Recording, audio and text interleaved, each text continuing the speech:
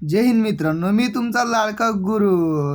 आपले मिनी ब्लॉगमध्ये आपले स्वागत आहे. एवढी गर्दी का जमली हे पाहण्यासाठी आपला ब्लॉग लास्टपर्यंत पहा.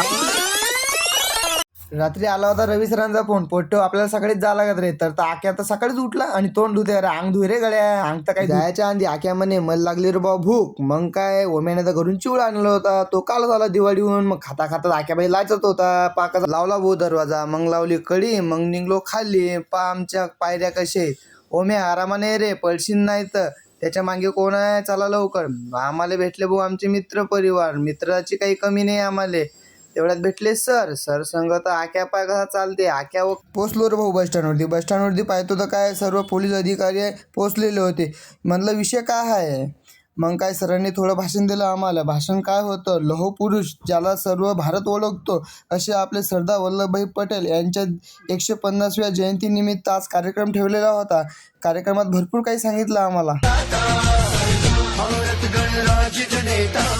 अखंड भारत निर्माता, युवाओं की किसान का नेता, तू भारत भाग्य विधाता, तेरी हो बात जन जन का साथ, तू लौह पुरुष कहलाता. सरदार वल्लभभाई पटेल, सरदार वल्लभभाई पटेल, सरदार वल्लभभाई पटेल, तू सरदार कहलाता.